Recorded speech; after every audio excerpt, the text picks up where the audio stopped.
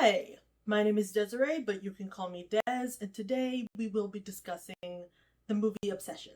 So, I recently watched the Obsession movie in theaters, and it was really good. It was a very good horror movie. It was horrific. It was scary, and I feel like there is a lot of social commentary within the movie. So it's more than just entertaining and scary, but it also is a wider criticism on society.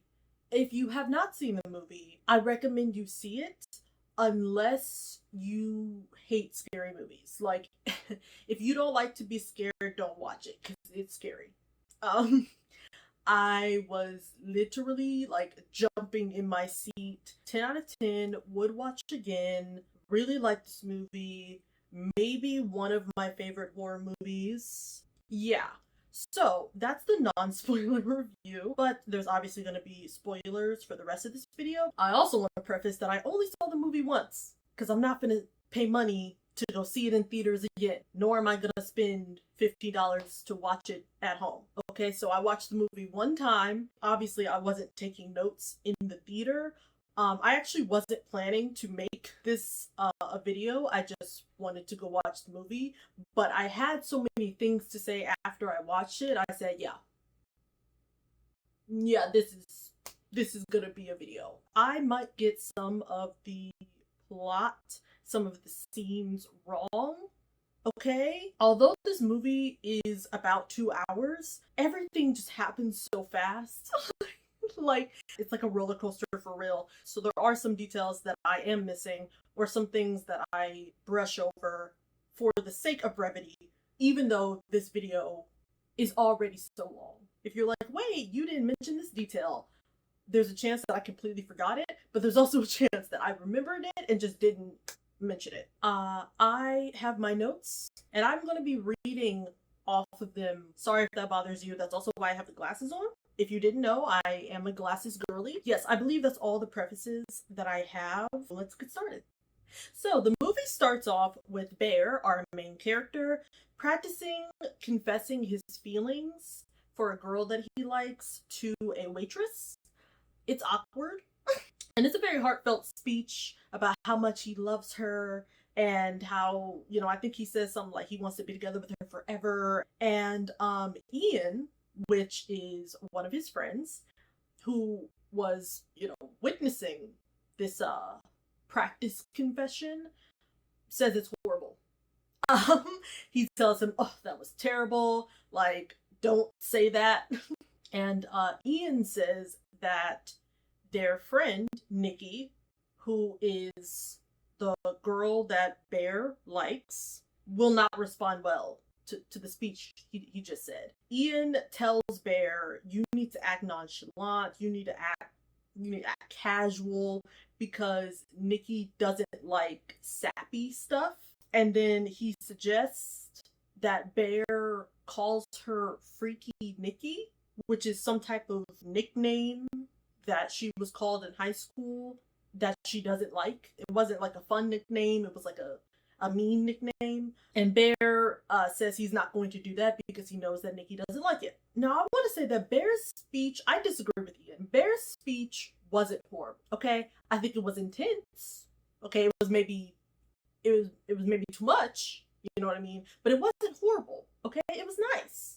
Because this is Nikki's first time hearing about his feelings, he should have dialed it back, you know what I mean? Like, maybe don't say, like, I love you and I want to be, I want us to be together. That's coming on a little too strong, you know what I mean? Then Bear and Ian talk about some upcoming plans that the friend group has with Nikki and a fourth friend.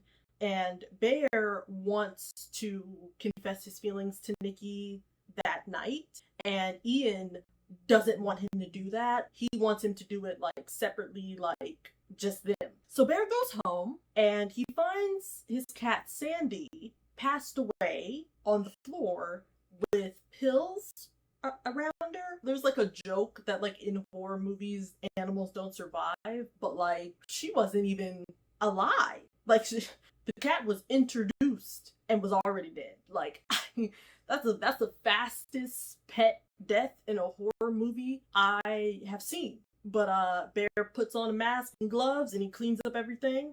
And after cleaning and crying, as one does, understandably so, rest in peace, Sandy. Bear's laying in bed and he gets a call from Nikki. So, of course, he answers. And Nikki tells him that she's planning to leave the job that they all work at. I don't remember exactly if she says she's going to move away, but even if she doesn't say it, it's like heavily implied that like when she leaves this job, she's also like leaving like the general area. And she asks Bear if he's going to go to the trivia night, and he at first says no, and then she asks why, and he doesn't want to tell her about Sandy the cat. So he then agrees that he actually is going to the trivia night. I think that Bear didn't want to go to the trivia night because obviously he's in emotional distress. But after finding out that Nikki is leaving and therefore his time and his like opportunity to confess his feelings is limited, he then decided that he actually is going to go, even though he doesn't really feel like it. The next day, Bear goes to a spiritual type of store to buy Nikki a crystal necklace to replace one that she lost. And he concludes that she wouldn't like any of the necklaces that they have, and so he instead buys a one-wish willow. And the lady at the cash register tells him not to come back complaining about his wish, and he jokingly asks if people complain often, and he jokingly suggests, do they complain because they make a wish and it ruins their whole life? And the cashier isn't laughing. He's doing a little chuckle, ha ha ha, funny. She not. Okay? And the cashier casually says something about like the wish potentially maybe killing people, or like people dying as a result of a wish. And Bear laughs it off and he's like, oh, good one. And then he buys the wish. This is what we call foreshadowing. She wasn't playing. They're making faces at each other because, remember earlier, Bear wants to confess his feelings to Nikki now at the group hangout, and Ian does not want him to. Bear is like kind of trying to get Ian to like help him, like wingman him, like help him kind of get some like alone time with Nikki, and Ian is trying to get him to shut the fuck up and not tell her. So Bear and Nikki go to get everyone drinks, or rather, Nikki goes to get everyone drinks and Bear hops up and offers to go with her. So Nikki and Bear are at the bar together alone. So Bear mentions that he has a gift for Nikki, and he tries to like segue into his confession, but before he could really get into it, Ian interrupts them because he said, not on my watch. And Sarah also walks up to the group because she's like, yo, what are we all doing here? And Ian and Nikki walk away, which leaves Sarah and Bear at the bar together. Sarah asks Bear about Sandy, the cat, and he tells her the truth, that Sandy is no longer with us. And she gives her condolences and asks him if he's okay, and he says yes, and then we move on. At the end of the night, the group is saying their goodbyes outside the bar, and Nikki asks the friend group for a ride home. Bear jumps at the opportunity to talk to Nikki alone. And then Nikki asks to borrow some cash, which she gets from Sarah, and she immediately goes to give the cash to an unhoused person who was in the background. And Sarah loudly complains and says she probably just paid for some guy's heroin. And Sarah pissed me off with this. This put a bad taste in my mouth. All right. At first I thought she was cool because she asked him about his cat and was very nice about that. But this, I was like, being homeless is not a moral failure. Okay. Most of the time, if someone doesn't have a place to live, it's because they fell on hard times and are in very difficult circumstances that results in such an unfortunate outcome. Okay. It doesn't inherently mean that they're bad or wrong in some way. Also, just because someone is an addict and struggles with addiction also doesn't inherently make them a bad person. I'm aware that people with active addiction can and often do bad things. It is possible to have an addiction or be an addict and be a good person. Also, we are all more likely to be homeless than to be millionaires. You know, a lot of us are like one financial emergency away from being in the same situation. So like don't be ugly. This one act of kindness made me really like Nikki. It shows that she is kind and compassionate and considerate. The way Ian spoke about her at the very beginning of the movie, I thought that she was maybe more unemotional or maybe less sympathetic than what she actually is.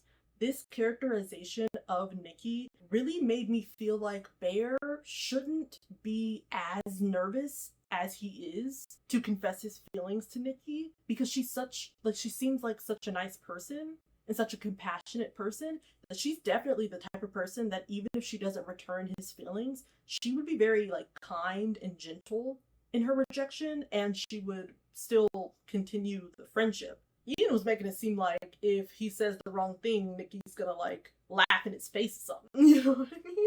But actually seeing Nikki act, it's like, oh, okay. Bear drives Nikki home, and it's time to confess his feelings. He starts fumbling, stumbling all over his words, okay?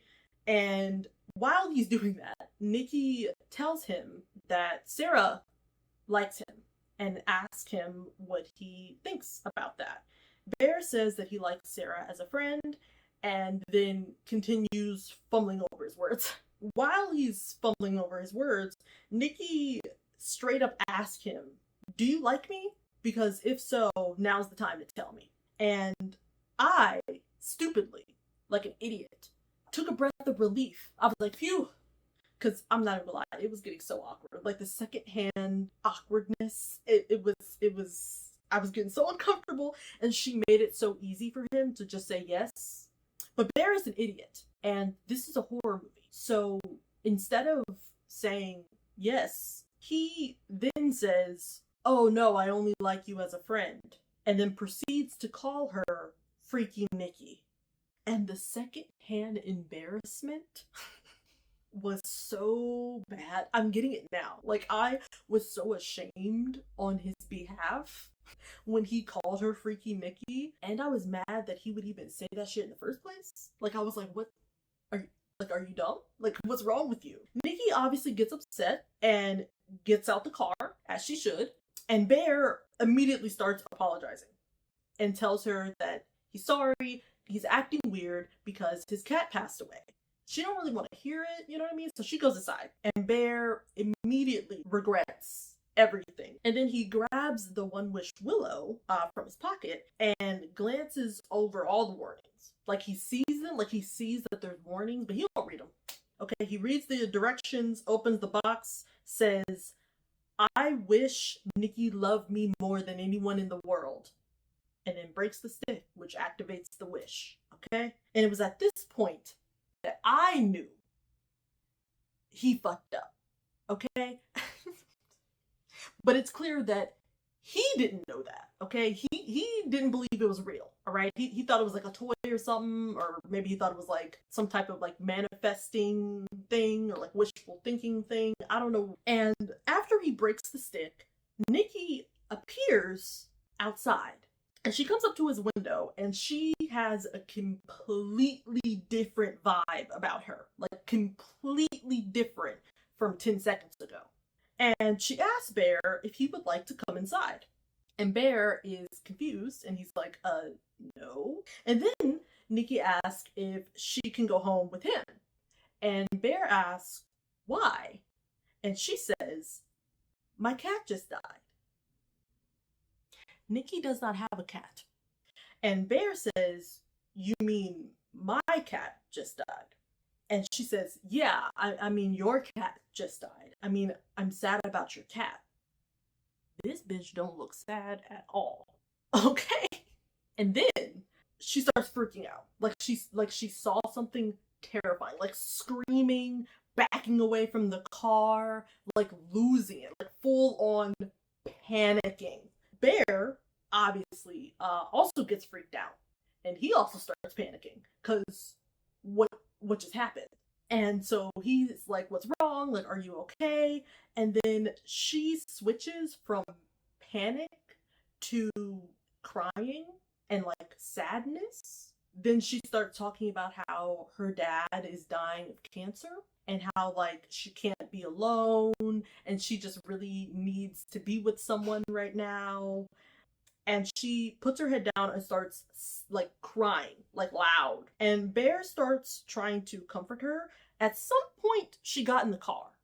Again, everything happens so fast, like I don't even remember when she got in the car. Bear obviously starts trying to comfort her and like pats her on the shoulder, and it's clear that he's still like hella unsettled and disturbed. And Nikki lifts her head and looks at Bear, and there's not a tear in sight. Okay, she was definitely faking that shit. And she like looked up at him while he was comforting her to like see if he believed it. And he did. But the panic was very real. The crying afterwards, that's what seemed fake. So anyway, we end up at Bear's house, okay? And Nikki is walking in with a smile on her face.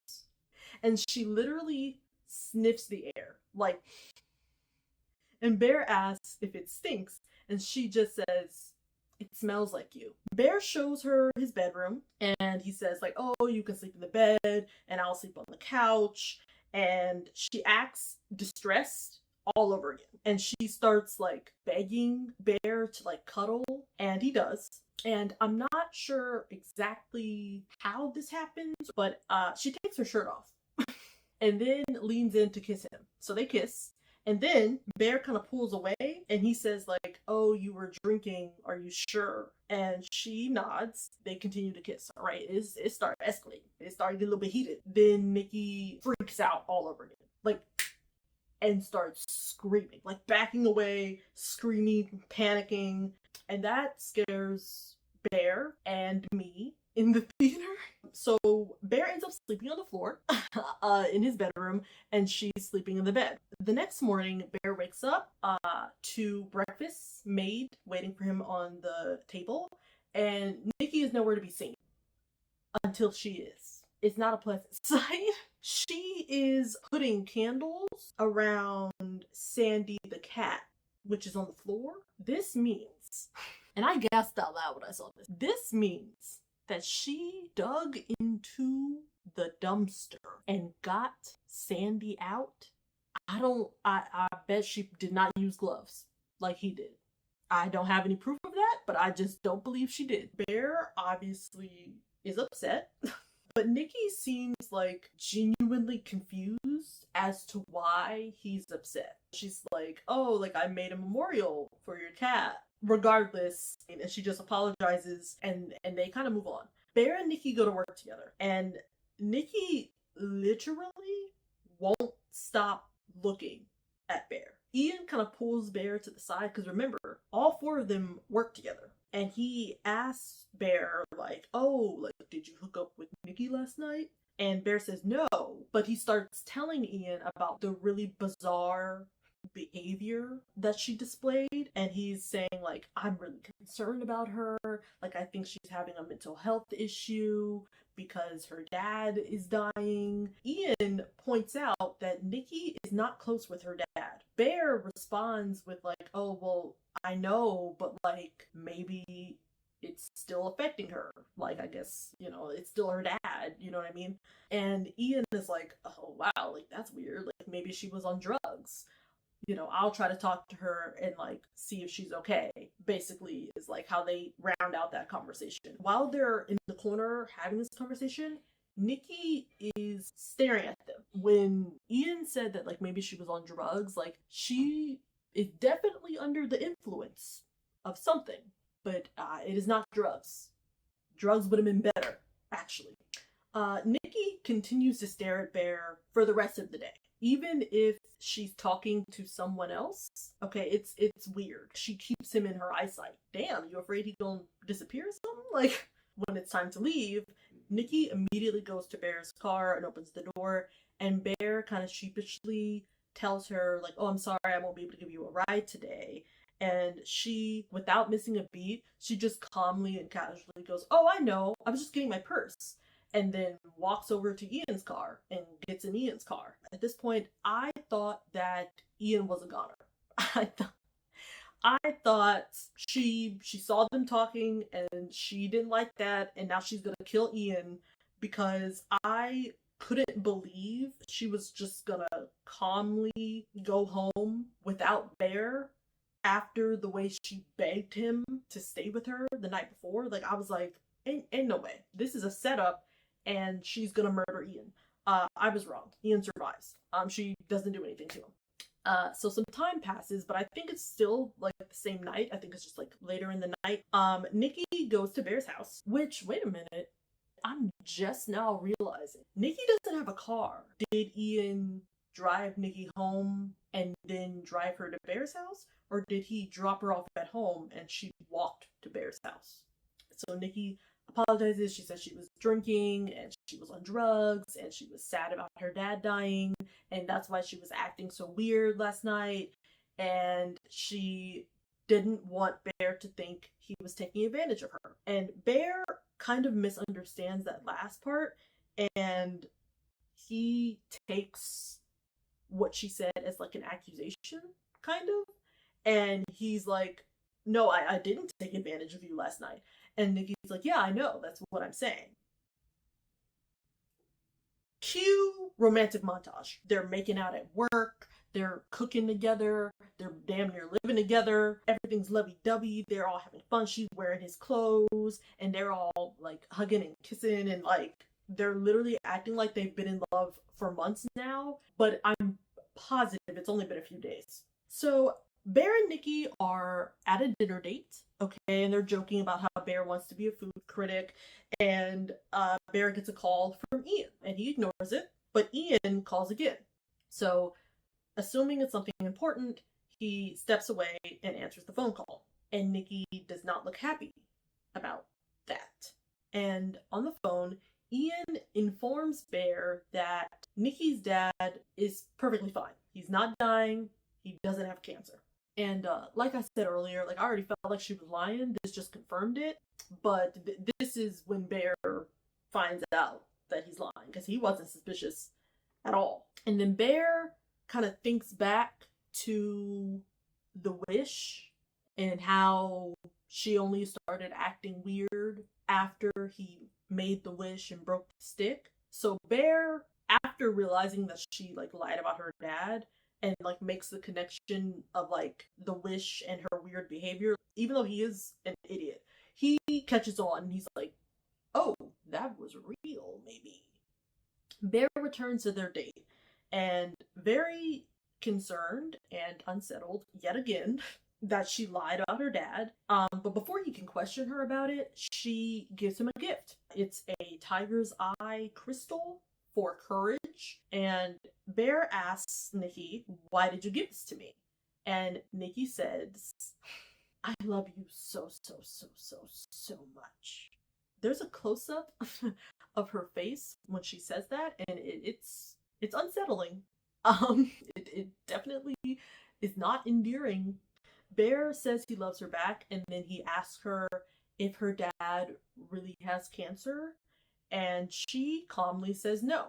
That surprised me, because I thought she was going to keep lying. But then she continues saying, no. Don't do that. And then she stands up and starts yelling at Bear. Don't do that. I thought we were having a nice time. So Bear starts de-escalating the situation. After she comes down, she asks him, does it matter? As in, does it matter that she lied about her dad? And Bear says no. And then they have sex. At home. At their house. Not in the restaurant. That'd be crazy. Let's take a pause. At this point, Bear is fully aware that the wish is real. That phone call with Ian had him like connecting all the dots. He was like the math lady. He was connecting everything. He now understands and knows his wish was real. He knows that there is some magical force influencing Nikki's behavior and has been influencing Nikki's behavior ever since he made that wish. So this whole romantic montage, she's not in her right mind. They didn't just have sex. Okay, this is, at this point, as far as I'm concerned, Nikki is not able to consent because she's under a spell, and he knows this, and he takes advantage of her anyway. This is when I realized that Bear is not just a dum-dum. Like, he's not just stupid. He's evil. I was like, oh, you're a bad person. Okay, got it. And I will say, I do give a little bit, and when I mean a sprinkle of grace to Bear before this. Okay? When he first made the wish, he didn't think it was real. And then when Nikki starts acting weird, he believes the excuses that she comes up with, saying that she was drinking on drugs and her dad was dying. I give him grace for believing her. I give him grace for believing that she actually likes him. And the day, within mere hours of him realizing that the wish was real and that Nikki is not acting of her own volition, he takes advantage of her to the fullest extent. While this is happening, Nikki sounds like she's enjoying it. Keyword, sounds like, okay? Because I didn't notice this, but my best friend Deja, who I watched this movie with, she saw tears coming from Nikki's face while this is happening. So she sounds like she's having a great time, but she don't look like she's having a great time. And Bear doesn't see her crying because his face is like in her neck. Also, this is a small detail, but he didn't take his boxers off all the way. Like, he just like pulled them down, almost as if he was like so excited to do this that he like couldn't wait the extra second to take them off completely. And I just think that is an especially disgusting detail, considering we're not even halfway through this movie, bro.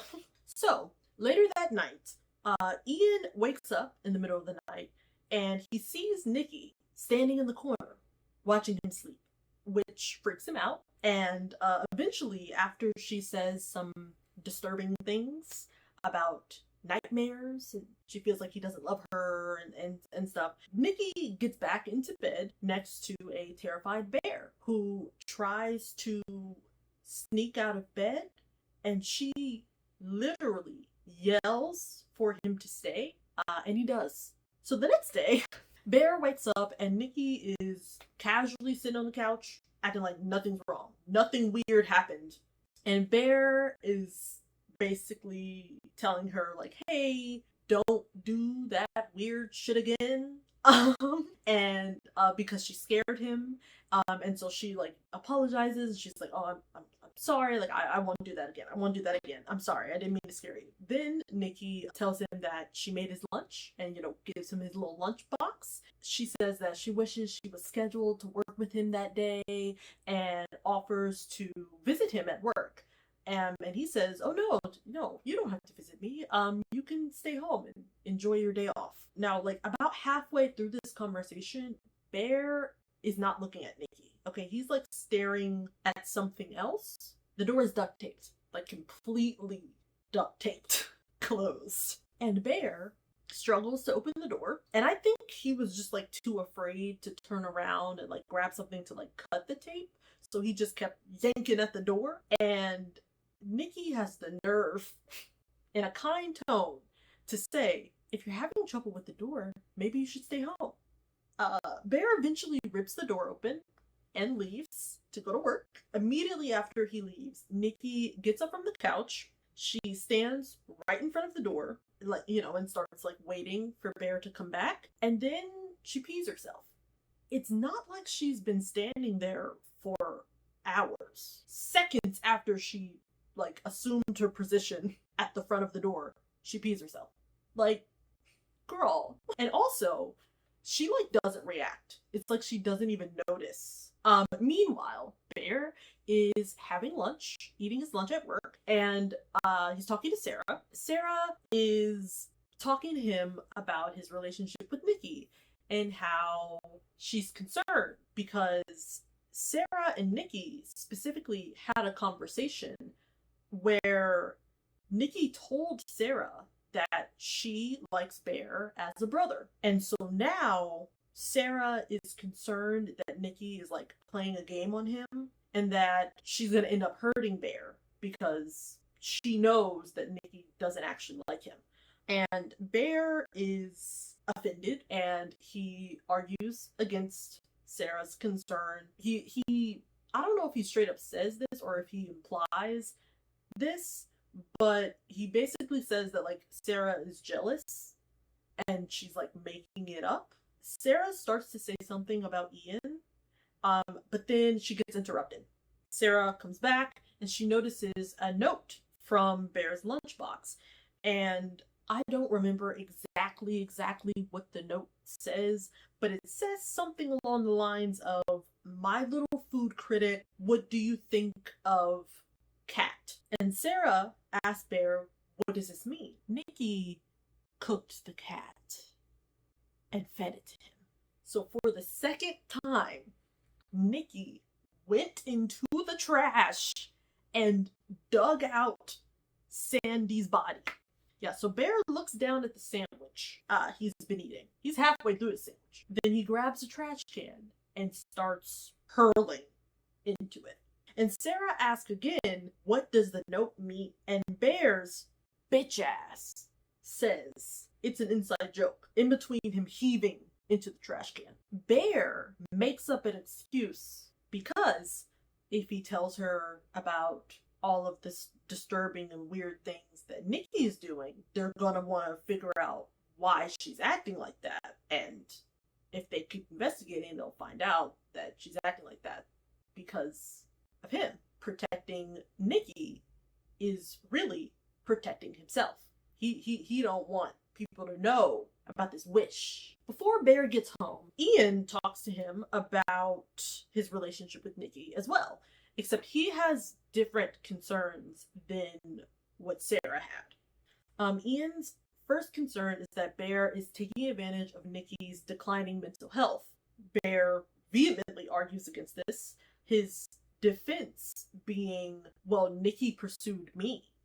I'm not taking advantage of her. She asked me out," which Ian accepts this justification because, of course, Ian doesn't know, but Bear does. And Ian's second concern is that the relationship is codependent and invites Bear to a guy's night out. Ian specifically says not to bring Nikki, and if the relationship is healthy, Bear would be allowed to go out with his guy friends without Nikki. So after his conversation with Ian, Bear drives home, but he sits outside in his car and he finds the customer service number on the Wish Willow box and he calls it. When the person answers the phone, Bear's first question is if Nikki's love is real. Really shows his priorities here. The guy on the phone replies along the lines of, "Just because you chose this life for her doesn't mean it's real." Bear then asks if you can alter a wish, and the guy asks, "Do you mean cancel it?" And Bear says, "No, alter it." Bear still wants Nikki under a spell. He just wants said spell to be closer aligned with his fantasy. He's prioritizing himself and his own fantasy. So the guy says, "No, you can't alter a wish." And then Bear asks if he can cancel it. And the guy says no. This was a little funny, okay? Because the guy really did make it seem like you could cancel it. But this also kind of gives Bear a tiny taste of his own medicine because the guy on the phone gave him the illusion of choice, then ripped it away from him. And then Bear starts asking the guy on the phone, "What do I do?" And the guy says, "It sounds like you have a moral responsibility to stay with her because you made the wish. And so, like, she's gonna be like that for forever. I mean, unless one of you dies." And then the guy on the phone asks Bear if he wants to talk to Nikki. And then we hear Nikki screaming, to which Bear promptly hangs up. He said, click. Um, because, of course, he doesn't want to hear about Nikki suffering. That would ruin his fantasy. That would ruin the illusion that Nikki loves him. And also, this implies that the real Nikki still exists somewhere, and she's suffering. He don't do anything about that. He don't care about that. He doesn't call back and try to ask her how he can help or nothing. He don't care nothing about that. Bear then goes inside to find Nikki standing at the door where we last saw her, standing in a pee puddle covered in vomit. He immediately asked her, like, what happened? And then after some weird rambling, she starts to profusely apologize and says she'll take a shower and she'll clean everything up and not to worry, and she's so sorry. While Nikki's in the shower, Bear is waiting outside the door, and he starts questioning her about the cat sandwich. And he talks to her like a parent talks to a child, like telling her that she shouldn't have cooked the cat and that, like, she can't do that. And the way he talks to her really highlights the weird power imbalance that's going on here. Like, he's an authority figure, and she, like a child, doesn't have as much agency as he does. And then he mentions the guy's night. She doesn't react well. I don't remember if she starts screaming or banging something, but some concerning sounds come from the bathroom. And next thing you know, Bear and Nikki are arriving at the party. So they're playing a game of Jenga at the party, except this is like, there's like dares and like prompts written on the Jenga blocks. And so it's Nikki's turn, and she pulls a block, reads it, and then abruptly stands and recites the creepiest, most uncomfortable poem I have ever heard. Like, she says something about, if he doesn't lay with me tonight, she'll cut his flesh off and put it inside her. Like, it's insane. And then she says something about like siblings, which implies incest, and like it's really disgusting. Like, it's really, and that's all I remember. I'm sure she said a bunch more, but I just like blacked it out. Like, I want to know what that Jenga block said. What did that block say that could have possibly prompted her to do that disturbing performance? So everyone at the party is disturbed and stunned into silence. Eventually, they continue the game, and it's Bear's turn. And he pulls his little block, and his block says to kiss the person to his left, which just so happens to be Sarah. Before he can even open his mouth to say anything, Nikki gets up, walks behind Sarah, grabs her chair, drags her backwards, and then like replaces her spot, and then like crouches next to Bear to his left, closes her eyes, and puckers, and waits for Bear to kiss her, which he does reluctantly. I thought Nikki was gonna kill Sarah, so I was actually relieved when she didn't hurt her. She just moved her out of the way. I thought to myself, okay, so Nikki's off her rocker, but she's not violent, so that's good. I was wrong, because after the kiss, Nikki starts to freak out, like she did that first night. Like a switch went off. She grabs a bottle, breaks it, and stabs herself in the face. And my previous relief of, oh, phew, she's not violent, gone. That was very short-lived, actually, because this happened very fast. And Bear tries to take her to the ER, but she refuses to get out of the car. And she is also smiling. And once they get home, Bear once again tries to gentle parent her into not acting insane and unhinged. Nikki, who is on the ground, sobbing in front of Bear, says, and I quote, "I'll be whatever you want me to be." And Bear replies, "Just act like Nikki." And she responds with, "I can't."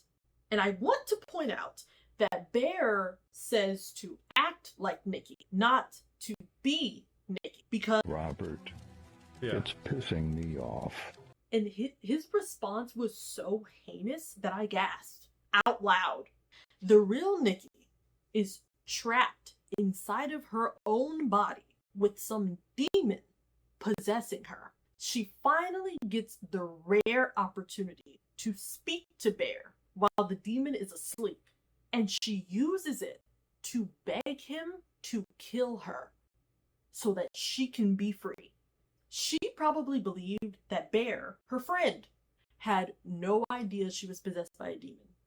That the demon, successfully tricked him into thinking that she's in love with him. And that if he knew the truth about what's happening, he would help her.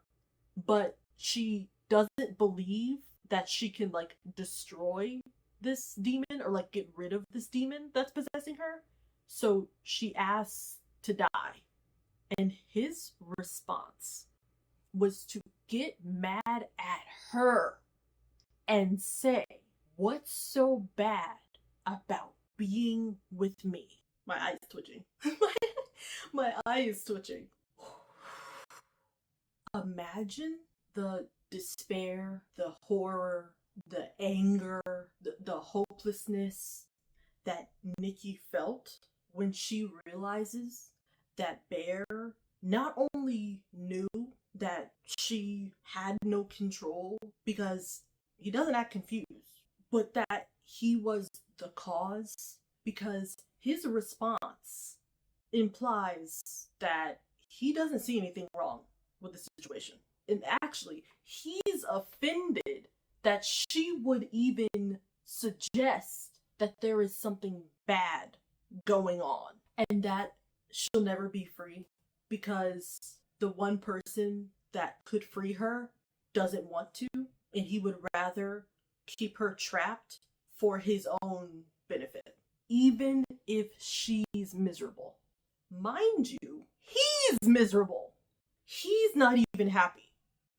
He's miserable. That's why he called the people in the first place. It's clear he doesn't care about her suffering at all, but you would think he cares about his.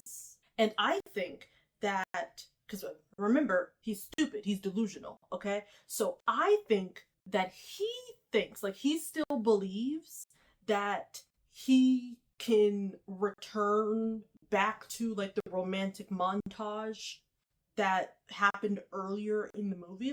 He still thinks that that's possible, and he believes that if he just coaches her into acting normal, that he can fix her.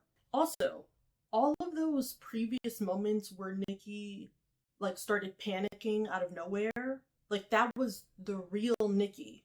Like that moment at the party, that was the real Nikki probably trying to free herself from this hell. Bear then meets Sarah in the park. They're sitting in Sarah's car and they're talking. Before Sarah could open the letter from the school, Nikki pops up out of nowhere with a brick, breaks the driver's side window, grabs Sarah by the hair, and slams Sarah's face into the brick repeatedly. Sarah is no longer in the land of the living. So Bear is petrified, frozen in fear or shock or both. And Nikki goes to his side of the car, opens the door, and starts hugging and petting him and saying stuff like, "I'm so sorry you had to see that. I'm so sorry. You're okay. I would never hurt you." And then she starts saying, "Remember, you asked for this. You wanted this. You wished for this." And then she says, "I love you, but you're gonna have to help me dump her body, okay?" I really like that Nikki is telling Bear that he wished for this, because he did. As horrific as the situation is, he quite literally asked for this.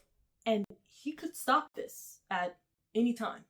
Unlike both versions of Nikki, who have no agency in the situation, because the real Nikki has no control over anything, and the demon Nikki basically little to no control over her emotions and therefore like her actions. Like they're both out of control in drastically different ways.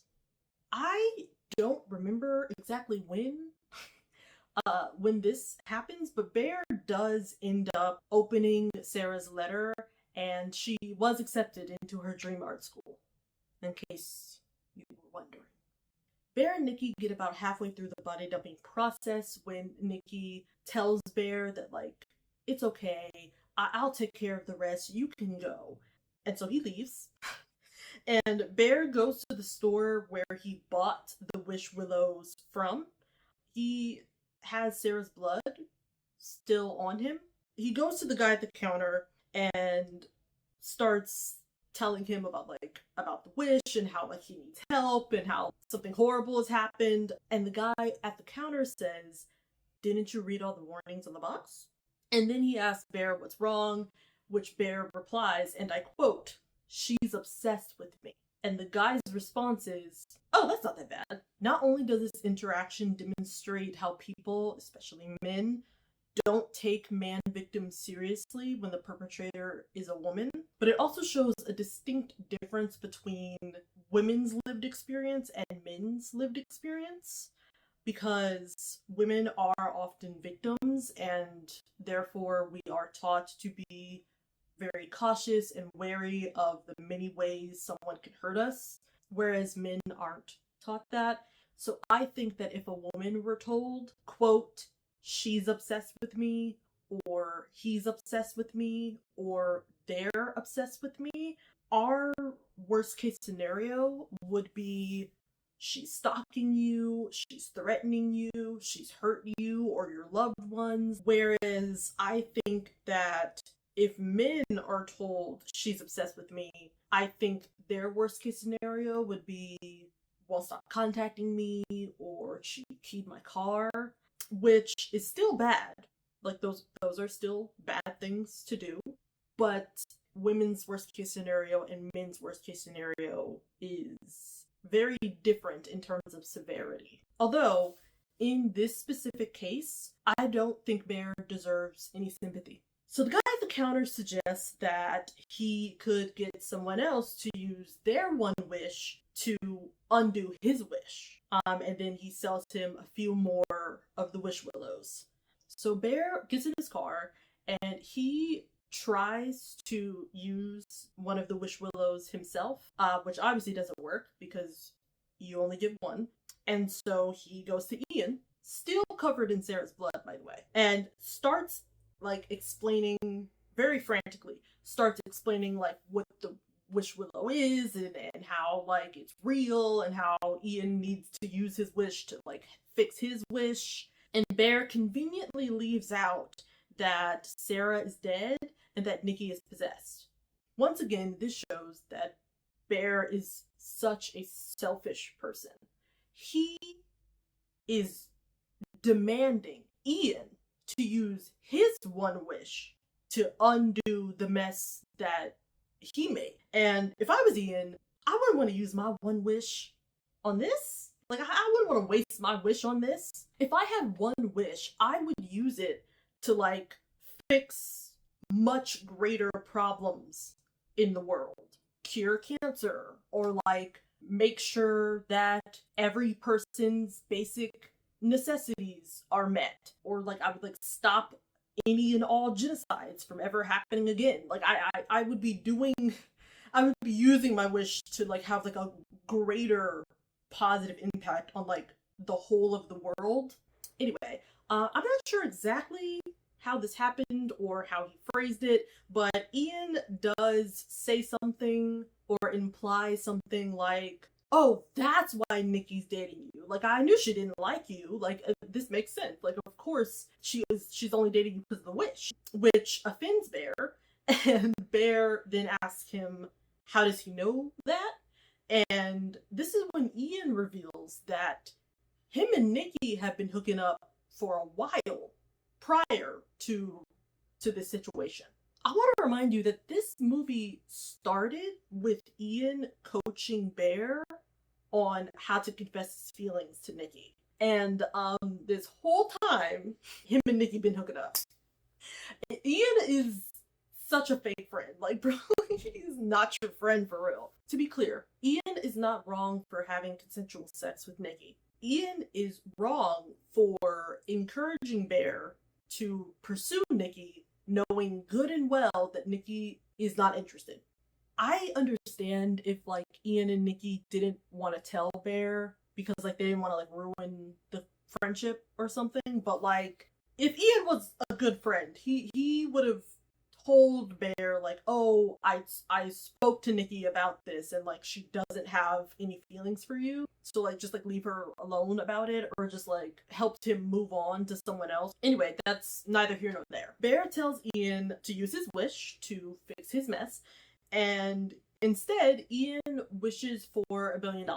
So money starts falling from the sky, and Bear also falls to the floor as his one chance of fixing the situation without him or Nikki dying is lost. So Bear is now presented with a classic trolley problem. Kill Nikki, per her request, and deal with the consequences of his own actions, or kill himself and dodge accountability. I wonder which one he chooses. So Bear returns home to Nikki, and she's now wearing Sarah's clothes, drawn Sarah's tattoos on herself, and she did not take care of Sarah's body. Sarah is sitting naked in their house. So they start to argue, and honestly, I don't remember exactly what was said, but Nikki grabs a gun in the midst of their arguing and starts threatening to kill herself because Bear doesn't love her.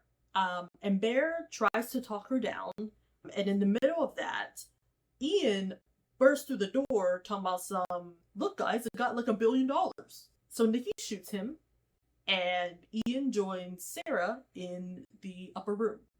And in hindsight, I have no idea where the gun came from. And I don't want to victim blame. Ian maybe should have inferred that there was something seriously wrong with Nikki, and that there might be some danger, and also Bear already knows that you have a bunch of money. He was there when you wished for it and it fell out the sky. Like, he was there for that. Why did you need to go to Bear's house to tell him? So Bear, scared out of his mind because he witnessed yet another murder that's his fault, out of, I assume, like, fear and, like, self-preservation, he starts to play the comforting boyfriend role. He, like, hugs Nikki, tells her that he loves her and that everything's okay and that they can work it out. Nikki starts crying and apologizing, and she says, and I quote, "I don't know why I get like that." And I think that specific quote further proves that Demon Nikki has no control, and she is also miserable. Demon Nikki is only happy when she's with Bear and he's playing the boyfriend role. Any other time, she's experiencing some intense negative emotion, and she is desperately trying to chase the high of Bear's validation.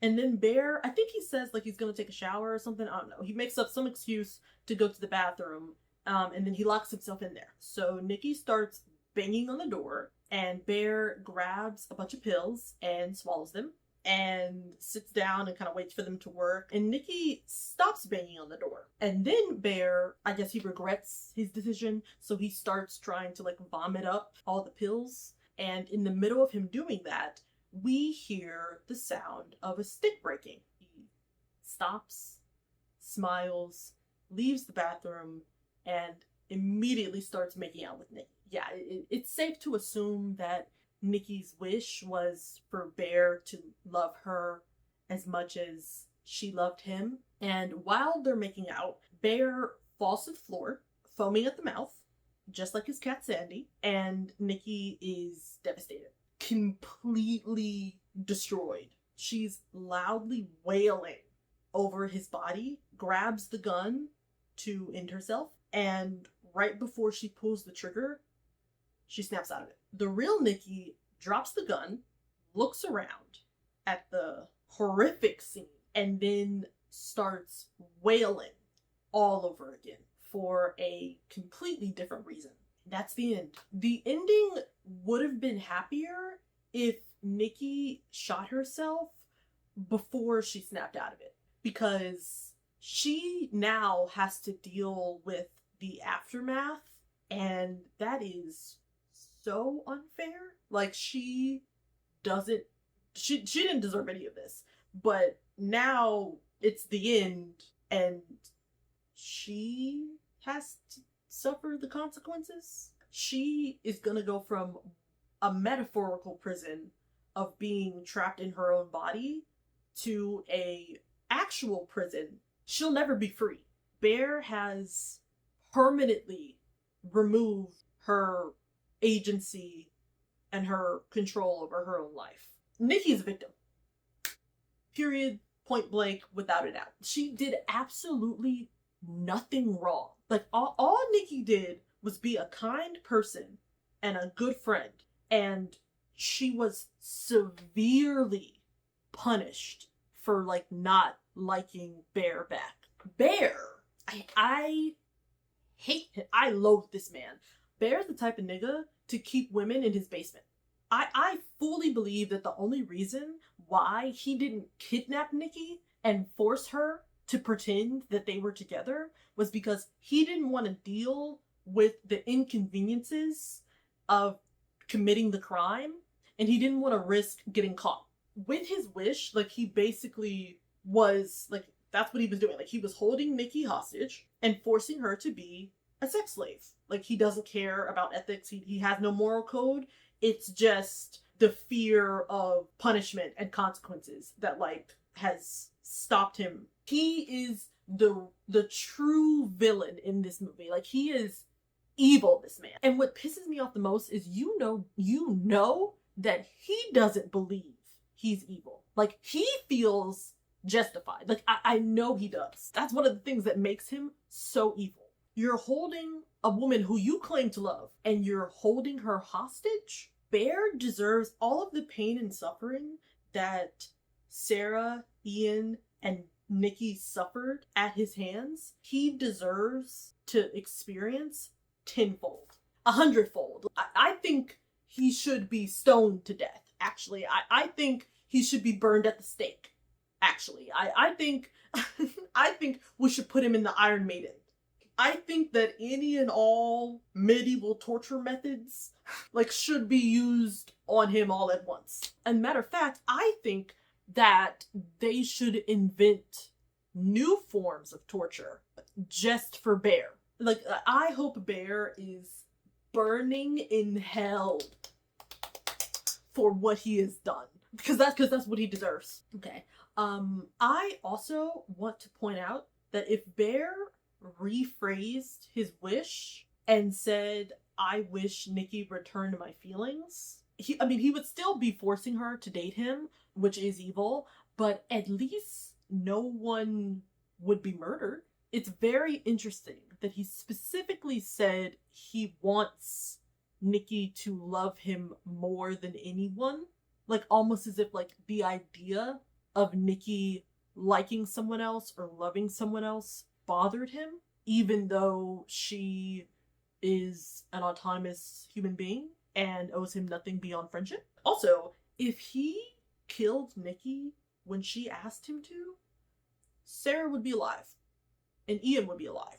I mean, he'd go to jail, but he deserves it. Bear is also a coward. Bear taking advantage of Nikki is mentioned multiple times throughout the movie, and every time he swears up, down, and sideways that he's not taking advantage of Nikki. He's not taking advantage of Nikki, when that's quite literally what he's doing. And you know that. Like, that's why you are so defensive when the concept of it is brought up. You can't even face the reality of your own behavior. Naming the character Bear is so clever because Bear is the exact type of man that women are afraid of running into in the woods. With the man versus bear debate, if a woman ran into Bear in the woods, he would either do something horrendous to her if he thought he could get away with it, or he would be nice to her, help her out of the woods, and then pressure her into doing something because he believes that his niceness deserves a reward. Also, it's very ironic that this situation started because Bear wanted to give Nikki a gift, and then he gave her a hellish experience. And